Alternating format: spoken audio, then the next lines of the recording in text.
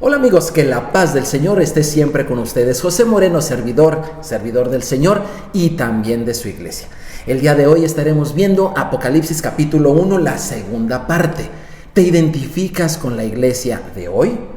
¿Te identificas con la iglesia de hoy? Sí, te invito a que leas todo el capítulo primero de Apocalipsis para que puedas tomarle ese sabor delicioso que tiene el alimentarse de la palabra de Dios. Pero antes de ello, un pequeño chiste que tiene algo de relación con lo que vamos a ver. Estaban en una iglesia, estaba un bautismo de un pequeñito. Toda la familia estaba contenta, feliz, pero presenciando la ceremonia. Pero pues no se escuchaba todo lo que hasta allá al frente se decía, ¿verdad? Y en eso se detiene, observan que el cura se detiene y que les dice, no, hace así la cabeza, no. Y los padres le decían, no. Hasta que finalmente se oyó la voz del sacerdote cuando dice, no, no, no, les dije que no se puede llamar Batman. Y entonces los padres le dijeron, bueno, entonces que se llame Superman. No, tampoco se puede llamar Superman. El niño tiene que llevar un nombre normal, un nombre de pila. ¿Un nombre de pila? Sí. Entonces los papás dijeron, bueno, si es así, pues que se llame Duracell. ¿Cuánto de la iglesia forma parte de nuestra identidad el día de hoy? Por eso la pregunta, ¿te identificas con la iglesia de hoy? Hay muchísimas personas que el día de hoy asisten a una iglesia porque se identifican en algunas cosas con ella. Sin embargo, algunas cosas lo ponen en duda. Sin embargo, hay muchos creyentes en Cristo Jesús que el día de hoy no asisten a una iglesia porque no se identifican con la iglesia de hoy. Por eso te quise hacer esa pregunta. Pero bueno, vamos para poderla contestar. Vamos a leer Apocalipsis capítulo 1, los versículos 4 en adelante. Comencemos en esta primera parte por el versículo 4. Te quiero decir que en esta clase vamos a aprender estos 6 puntos que te estoy poniendo ahí en la pantalla. Número 1, las iglesias del Apocalipsis no son lo que hoy se cree es la iglesia. Número 2, los que estamos fuera, ¿sí?, y oímos el llamado en la palabra, somos la iglesia. Número 3, el primer llamado se hizo en el Sinaí.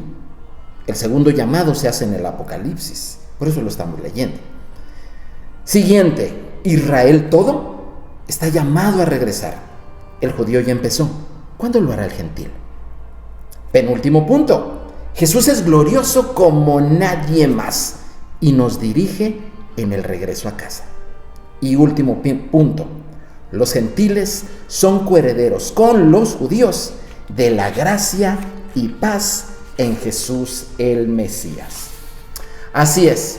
Y hablando de esa gracia y paz, vamos precisamente al versículo 4 de Apocalipsis 1. Acompáñame en la lectura. Dice así: Juan, a las 7 iglesias que están en Asia, gracia y paz a vosotros, del que es y que era y que ha de venir, y de los 7 espíritus que están delante de su trono, y de Jesucristo el testigo fiel, el primogénito de los muertos y soberano de los reyes de la tierra, al que nos amó y nos lavó de nuestros pecados con su sangre y nos hizo reyes y sacerdotes para Dios, su Padre. A Él sea la gloria e imperio por los siglos de los siglos. Amén. Aquí nos está diciendo de qué se va a tratar, ¿verdad?, el Apocalipsis, y viene ese mensaje de gracia y de paz. El mensaje a la iglesia es un mensaje así, es un mensaje de gracia y de paz. Hesed ve Shalom, sería en hebreo, ¿verdad?, su equivalente. Hesed es gracia o bondad, ¿sí? Y Shalom es un término que inclusive ya muchos cristianos están adoptando, ya inclusive en sus saludos. Es muy normal ya que la cristiandad del día de hoy, al menos muchos de ellos, ya también estén adoptando esta otra palabra en hebreo, así como un día empezaron a decir amén, aleluya, hosana, pues el día de hoy ya están diciendo Shalom. Shalom, que la paz y el amor sea contigo. Vamos a estar viendo el número 7 en el Apocalipsis muchas veces porque el 7 se relaciona a lo que hace el Mesías. Entonces, cuando dice aquí el mensaje a las 7 iglesias, ¿verdad?, que están en Asia, a las iglesias que están en Asia, vamos a ver que son 7, se refiere no que sean solamente 7 iglesias, sino que el número 7 se refiere a la obra del Mesías, ¿sí? A las iglesias que son del Mesías, a eso se refiere. Ahora, en la iglesia, en el tiempo del apóstol Juan, tenía un concepto muy distinto al concepto que tú y yo tenemos el día de hoy de lo que es la iglesia. Si yo te digo, ¿qué entiendes o qué viene a tu mente cuando escuchas la palabra iglesia? ¿Sí? Haz de cuenta, llega el domingo o el sábado por la noche y mañana vamos a la iglesia o cosas así, ¿no? ¿Qué es la iglesia? ¿Sale? ¿Qué es la iglesia? Bueno, la definición que tú encuentras en la enciclopedia más popular en este tiempo, ahí en internet, dice así. Dice, una iglesia, ¿sí?, del griego eclesia o asamblea, es un edificio destinado al culto cristiano público, ¿sí? Esto tú lo encuentras allí en Wikipedia. Y a lo mejor tú dirás, bueno, esa definición está muy simple. Bueno, tenemos que empezar con algo. Y esa es una definición muy común que está en la mente de todas las personas. Y a lo mejor tú puedes decir, bueno, es que una iglesia no solamente es un edificio. Si tú ya sabes algo de la Biblia, tú dirás, bueno, una iglesia no es un edificio. Bueno, la enciclopedia dice así, y es que en la mente de muchas personas, cuando decimos iglesia, aparecen en sus mentes cosas como esta. Mira, te estoy presentando aquí una de las iglesias más famosas. Obviamente no es de las más grandes, ¿verdad?, ni tampoco de las más esplendorosas y gloriosas, pero es una de las iglesias más famosas que están aquí en la ciudad de Cholula, que es donde yo vivo. Y si te fijas, allí en la parte de abajo tiene mucha vegetación. Esta iglesia es famosa precisamente porque está construida sobre la pirámide, cuya base es la pirámide más grande del mundo, en su base, más grande inclusive que las pirámides de Egipto. Ahí está esa iglesia y me gusta mucho esta foto porque detrás, allá a lo lejos, se ve algo que no es obra de hombres, ¿verdad?, sino es la obra de Dios. Un hermoso volcán que tenemos aquí y que está en activo. Una postal maravillosa. Cuando la gente piensa en iglesia, piensa en construcciones, ¿sí?, como esa, más o menos. Pero hay muchos millones de personas que no piensan así, que cuando se les dice iglesia, que también creen en Cristo, pero cuando se les dice iglesia, piensan más bien en edificios como este otro que te estoy mostrando. Edificios mucho más sencillos, no se buscó una pirámide ni un cerro, no, un lugar totalmente plano, ¿sí? Pero que también tienen esa idea de un cielo abierto, de un cielo azul, enmarcado por unas nubes, tal vez de una construcción sencilla, pero que sirve, que tiene una funcionalidad, para que allí los feligreses el domingo asistan a escuchar la palabra de Dios. Bueno, yo no sé si tu idea de iglesia puede ser con un estilo muy católico, puede ser con un estilo muy protestante, por decirlo así, o tú tengas otro tipo de iglesia, que para ti la iglesia sea un recinto muy moderno, con luces, música alegre, gente que viste de forma cómoda, que sonríen todos, que están ahí un tiempo y que se van con un mensaje que, bueno, a veces es un tanto bíblico, a veces no tanto, pero que se van con un mensaje para meditarlo en la semana. ¿Qué concepto tienes tú de iglesia? El que sea, no importa el que sea, es totalmente al de Juan, el del Apocalipsis. Él tenía otra idea. Si a él se le decía iglesia, ¿sabes qué pensaba él? Iglesia no es un edificio, tampoco son luces, sonido, tampoco es música, tampoco es... No. Para él la iglesia es el grupo de personas que se reúnen en Shabbat para leer la Torah y adorar a Elohim y darle gloria y honra al Mashiach.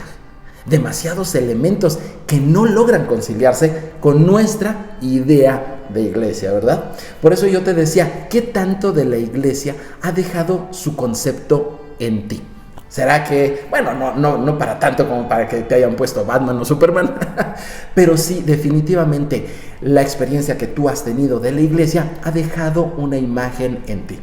A veces buena, a veces no buena. El día de ayer estábamos celebrando con unos amigos, mi esposa y yo, nuestro 31º aniversario, y la amiga del matrimonio, vaya, la señora, estaba comentando que ella pues ya no se está congregando como antes, se congrega esporádicamente, y la iglesia a la que ella ha ido durante años, pues ya no tiene puntos con los que ella se puede identificar. Está un poquito desilusionada y tal vez esté buscando algún otro lado. Ese es el punto de muchas personas el día de hoy, que no tienen muchos puntos con los cuales identificarse con la iglesia, y que cuando ves las iglesias bíblicas, las iglesias que Jesús, ¿verdad?, conoció, la iglesia que Juan conoció, a las cuales le escribe, bueno, hay una serie de diferencias tan grandes, que sería muy difícil que nosotros pudiéramos conciliar estos conceptos.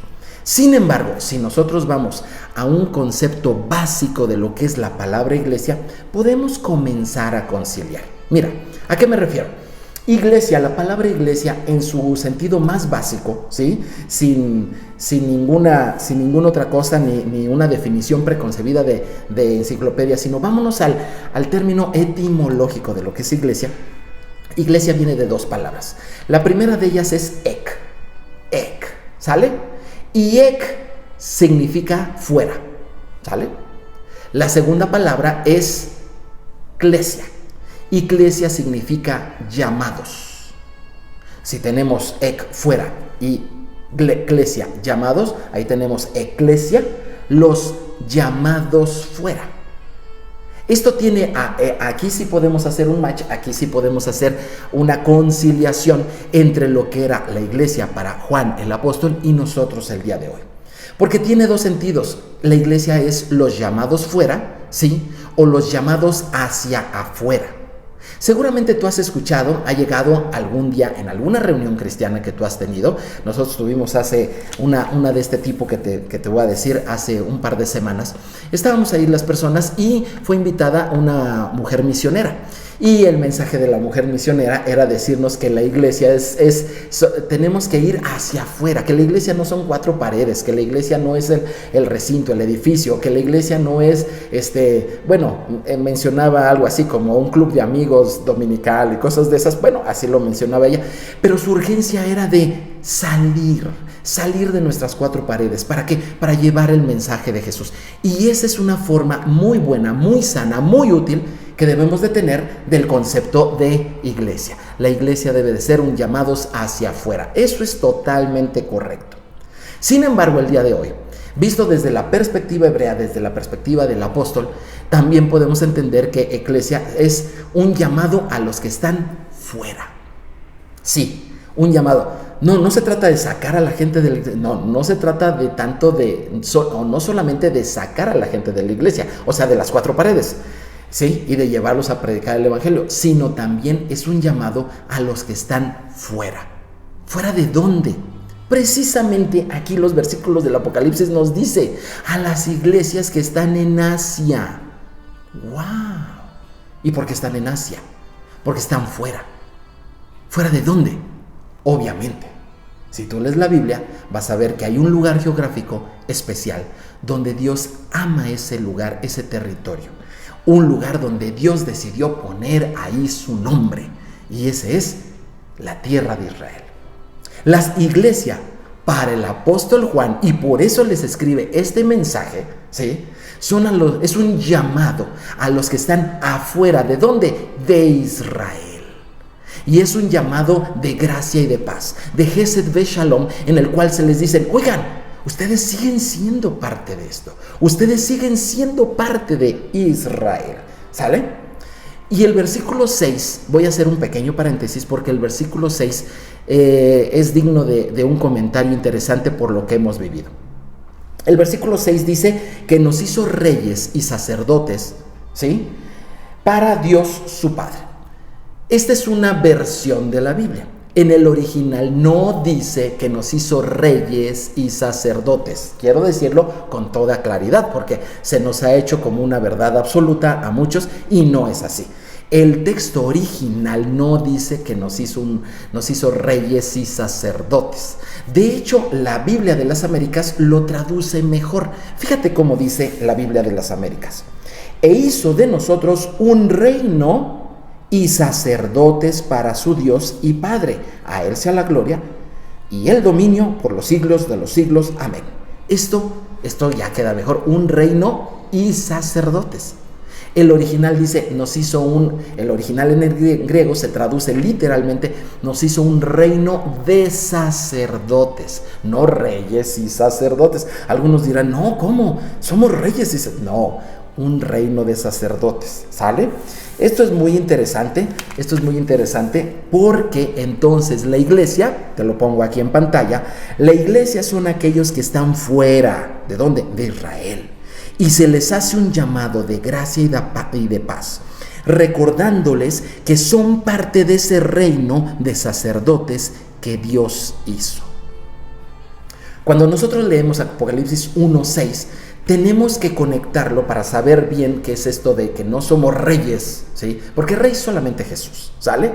Todos los demás somos un reino, ¿sí? Él es el rey, todos somos un reino, pero de sacerdotes. Tenemos que conectarlo obligadamente con otra escritura. Éxodo 19:6 dice así: vosotros me seréis un reino de sacerdotes y gente santa. Estas son las palabras que dirás a los hijos de Israel. Sí, cuando Israel salió de Egipto, salió libre, ya salvo de la esclavitud, sale libre y en el desierto a punto, un momento antes, un capítulo antes de que ellos reciban el decálogo, las 10 palabras, los 10 mandamientos, un tiempo antes de que ellos reciban la palabra para conducirse así en sus vidas, a ellos se les dice que son un reino de sacerdotes. ¡Qué interesante!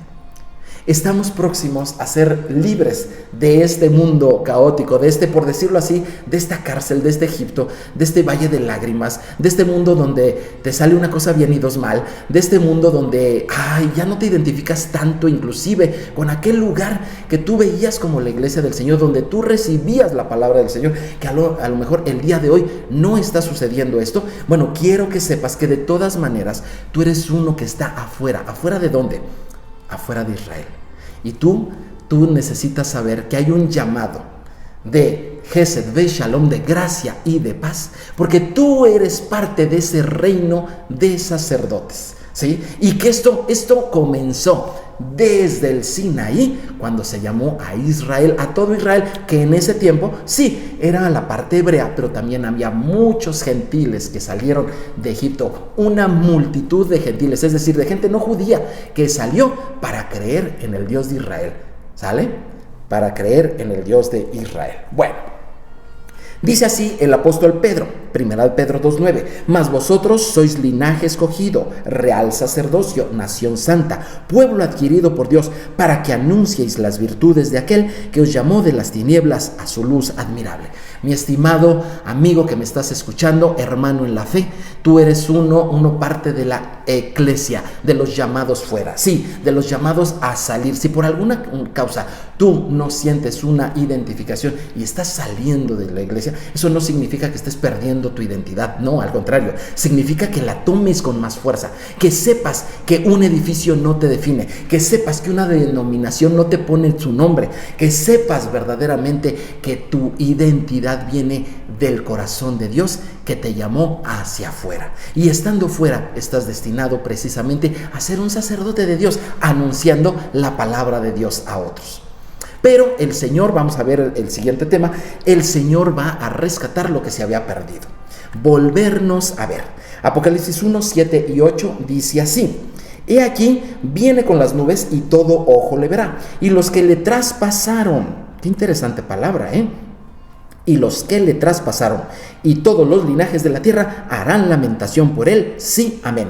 Yo soy el alfa y el omega, principio y el fin, dice el Señor, el que es, el que era y el que ha de venir, el Todopoderoso. A partir del versículo 7, ¿sí? A partir del versículo 7 viene la restauración de la iglesia, ¿sí? La restauración de la iglesia. Jesús vino a rescatar lo que se había perdido y viene esta restauración. Y les dice y se presenta, yo soy el alfa y el omega. Sabemos que esto es la primera letra y la última del alfabeto griego, ¿verdad? Y esto significa como si Jesús estuviera diciendo, yo soy el todo lo que tú necesitas está en mí. Eso es lo que Jesús le está diciendo a estas personas. Yo soy el alfa y el omega. ¿Y por qué digo estas personas? Porque primeramente le habla a los que le traspasaron. ¿Tú le traspasaste a Jesús? ¿Tú pediste que le crucificaran? ¿Tú eres de ese linaje que dijo crucifícale tú? ¿Sí? ¿Tus antepasados estuvieron allí? Si ese es el caso, a ti te está diciendo, yo soy todo lo que necesitas. Yo soy el alfa y el omega. Está diciendo Jesús, yo soy el alfa y el omega. Y a lo mejor muchas personas dicen, híjole, qué pena. ¿Cómo es posible que haya personas que pidieron la crucifixión de Jesús? ¿Cómo es posible que haya personas que pidieron que fuera perforado el cuerpo de nuestro Señor Jesús? ¿Cómo es posible? ¿Qué opinará Jesús de aquellos que le traspasaron? Bueno, le preguntamos a la Biblia, ¿qué te parece? En Zacarías 13:6, fíjate lo que dice el profeta. Y le preguntarán, ¿qué heridas son estas en tus manos? Y él responderá, con ellas fui herido en casa de mis amigos. ¡Wow! ¿Con cuánto cariño se da esta respuesta? Que obviamente es la respuesta del Mesías. Oye, ¿dónde te hicieron estas heridas? Son heridas claras, sí, las manos, los pies, el costado. Fuiste traspasado. ¿Qué te pasó? ¿Dónde te sucedió esto? Y Jesús, en lugar de contestar, esto me hicieron gente que... No. ¿Sabes qué dice? Estas heridas me las hicieron en casa de mis amigos. ¿Quiénes son los hebreos? ¿Quiénes son los judíos para Jesús? Son sus amigos, son su familia. Los quiere, los ama. Y también están incluidos en ese regreso, en esa restauración. Y a esos que le traspasaron, a esos hay un mensaje de Gesed ve Shalom, de gracia y de paz. El amor de Dios es incomprensible. ¡Wow! ¡Qué maravilla! Ahora, fíjate lo que dice Ezequiel capítulo 12, versículos 7 y 8. Y librará el Señor las tiendas de Judá primero, para que la gloria de la casa de David y del habitante de Jerusalén no se engrandezca sobre Judá. En aquel día el Señor defenderá al morador de Jerusalén. El que entre ellos fuere débil, en aquel tiempo será como David, y la casa de David como Dios, como el ángel del Señor delante de ellos. ¿A quién va a restaurar primero el Señor? Aquí lo dice claramente, Judá va primero. Sí, de entre los restaurados, Judá va primero. Así es, sus amigos, los que le traspasaron, ellos son los primeros que tienen que ser restaurados. Y en el siglo pasado fuimos testigos, obviamente, por la historia, fuimos testigos de dos hechos maravillosos. Uno en 1948, que a mí en lo particular no me tocó, pero a mis papás sí, ver cómo se restauró la nación de Israel. Sí, los judíos regresan a la tierra de Israel. Y en el año del 67, exactamente cuando nací, los judíos recuperan Jerusalén. Entonces, esta restauración, este regresar a casa, los llamados fuera, ¿sí? Los que están fuera de Israel y que tienen que regresar, ya empezaron. ¿Y quién empezó primero? Empezó Judá. La pregunta es, ¿y el gentil cuándo vendrá? Vamos a seguir leyendo Apocalipsis 1, versículos 10 y 11, porque ahora no le habla a los que lo traspasaron. Fíjate lo que dice aquí. Yo estaba en el Espíritu en el día del Señor. Obviamente esto es un Shabbat, ¿verdad? Y oí detrás de mí una gran voz como de trompeta que decía, yo soy el Alfa y el Omega, el primero y el último. Escribe en un libro lo que ves y envíalo a las 7 iglesias que están en Asia: Éfeso, Esmirna, Pérgamo, Tiatira, Sardis, Filadelfia y Laodicea. Segunda vez que Jesús se presenta como el Alfa y la Omega. En Apocalipsis lo vamos a ver esto del Alfa y el Omega 4 veces. 2 en el capítulo 1 y 2 en el capítulo 21. ¿Sí? Entonces aquí se presenta 2 veces. La primera vez que dijo yo soy el Alfa y el Omega, le habla a los que le traspasaron. Y ya vimos quiénes son esos, ¿verdad? Pero si tú no estás en ese grupo, si tú no estás entre los descendientes de aquellos que dijeron crucifícale, ¿sí? Si tú no estás en eso, entonces, y tú crees en Jesús, entonces tú estás en este otro grupo, en el grupo de las 7 iglesias que están en Asia, ¿ok? Estás en ese grupo, y para ti también se presenta el Señor como el alfa y la omega, de principio a fin, todo lo que necesitas. A lo mejor tú estás un poquito atribulado el día de hoy, porque estás observando que la fe que tú viviste en otro tiempo no es la misma. El grupo de personas que tú conociste en otro tiempo, tal vez su fe no sea la misma y estés con cierta nostalgia, como queriendo encontrar nuevamente una identidad en algún edificio, una identidad en alguna denominación. Pero quiero decirte, Jesús es el alfa y la omega. Hay un tiempo para todo. Y a medida que este mundo se acerca a su final, es muy importante que tú sepas, que tú también sepas que eres de los llamados fuera, sí, y que tú también, así como los hebreos del siglo pasado comenzaron a regresar a Israel, así tú también eres uno a los que se les hace el llamado, que están afuera, en las iglesias. ¿Fuera de dónde? Fuera de Israel. ¿Para qué? Para que regresen. Jesús se encargará de eso, porque Él nos quiere volver a ver allí con Él. Jesús lleno de gloria. ¿Cómo está Jesús el día de hoy? Vamos a seguir leyendo Apocalipsis 1, 12 al 16. Dice: y me volví para ver la voz que hablaba conmigo, y vuelto vi 7 candeleros de oro, y en medio de los 7 candeleros uno semejante al Hijo del Hombre, vestido de una ropa que llegaba hasta los pies, y ceñido por el pecho con un cinto de oro. Su cabeza y sus cabellos eran blancos como la blanca lana, como nieve, sus ojos como llama de fuego, y sus pies semejantes al bronce bruñido, refulgente como en un horno, y su voz como estruendo de muchas aguas. Tenía a su diestra 7 estrellas, y de su boca salía una espada aguda de 2 filos, y su rostro era como el sol cuando resplandece en su fuerza. ¡Wow! ¡Qué imagen tan diferente la de Jesús, el del Apocalipsis! No es el Jesús que está allí crucificado. No es el Jesús que está sangrando, que está traspasado, que está a merced de la gente. No es ese. Ahora Jesús está en otra imagen. Yeshua se presenta totalmente diferente, ¿verdad? Pero hay algunas cosas que me llaman mucho la atención.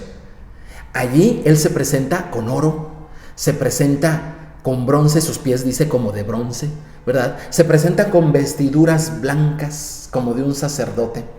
Si tú te fijas, todos los elementos de la presencia de Jesús son exactamente los mismos elementos constructivos que sirvieron para el Mizcán, sí, para el tabernáculo de Moisés allá en el desierto. Y así como en ese Mizcán, así como en el tabernáculo, descendió la gloria del Señor. Así como descendió allí la gloria del Señor y estuvo presente, y la gente se acercaba para hablar con el Eterno y podían hablar perfectamente, y Dios les hablaba. Así es con Jesús, con Yeshua, con Jesucristo como lo conocemos. Él es el tabernáculo entre nosotros. Él es la presencia, la manifestación gloriosa. Él es el Mizcán. Él es donde podemos llegar y acercarnos. Si tú necesitas el día de hoy identidad y te rehusas, ¿verdad?, a que te pongan cierta identidad o acoplarte a cierta identidad con algo que ya no te identificas, es importante que tú sepas que tu identidad está en Cristo. Tu identidad está en Jesús. Juan nunca asistió a una iglesia como tú la has conocido. Y de todas maneras, Él se mantuvo fiel en su identidad en Yeshua HaMashiach. De la misma manera, y a medida que este mundo se ponga difícil como ese desierto en donde fue construido el Mizcán como un oasis de la palabra de Dios, así se pondrá esto, y solamente en Jesús encontraremos respuesta para nuestra vida. Vamos a seguir leyendo la parte final de Apocalipsis capítulo 1. Dice así, versículo 17: cuando le vi, caí como muerto a sus pies, Y él puso su diestra sobre mí, diciéndome: no temas, yo soy el primero y el último, el que vivo y estuve muerto, mas he aquí que vivo por los siglos de los siglos. Amén. Y tengo las llaves de la muerte y del Hades. Escribe estas cosas que has visto, y las que son, y las que han de ser después de estas. El misterio de las 7 estrellas que has visto a mi diestra, y de los 7 candeleros de oro. Las 7 estrellas son los ángeles de las 7 iglesias, y los 7 candeleros que has visto son las 7 iglesias. Jesús puso su diestra sobre Juan. Y la diestra, sabemos, lo hemos visto en clases anteriores, que la diestra simboliza el poder de Dios, pero también simboliza su misericordia. Ruego que esa diestra del Señor esté en tu corazón. Esté en tu corazón hoy y en los próximos días y en los próximos años. En los años en que todo esto se ponga todavía más difícil, que tú no temas y que sepas que Jesús estuvo muerto, pero el día de hoy vive y está contigo. Espero que tú sepas que tú eres parte de ese sacerdocio, que eres parte de esa iglesia que comenzó allá en el Sinaí, pero que el día de hoy está regada por todo el mundo y está llamada a regresar. Los gentiles son coherederos juntamente con los judíos, herederos de la gracia de Dios. Fíjate lo que dice el apóstol Pablo en Efesios 5, 3 al 6. 3, 5 al 6. Misterio en el que en otras generaciones no se dio a conocer a los hijos de los hombres, como ahora es revelado a sus santos apóstoles y profetas por el Espíritu, que los gentiles son coherederos. ¿Con quién? Ya vimos con quién. Son coherederos y miembros del mismo cuerpo y copartícipes de la promesa en Cristo Jesús por medio del Evangelio. La iglesia, mi amado, la iglesia no es lo que tú has pensado que es. Es cierto, tienes una idea, pero el Señor en estos tiempos está haciendo que vayamos y busquemos la identidad más clara en lo que es la iglesia. En esta clase vimos hoy, las iglesias del Apocalipsis no son lo que hoy se cree es la iglesia. Los que estamos fuera y oímos el llamado en la palabra, somos la iglesia. El primer llamado se hizo en el Sinaí, el segundo llamado se hace hoy en el Apocalipsis. Israel todo, judíos y gentiles, está llamado a regresar. El judío ya empezó. ¿Cuándo lo hará el gentil? Jesús es glorioso como nadie más y Él nos dirige en un regreso seguro a casa, a nuestra identidad. Los gentiles son coherederos con los judíos de la gracia y paz en Cristo Jesús. Que el Gesed ve Shalom esté contigo. Te invito a que compartas, te suscribas y le des clic a la campanita. Nos vemos en la siguiente. Que el Señor te bendiga. Shalom, Shalom.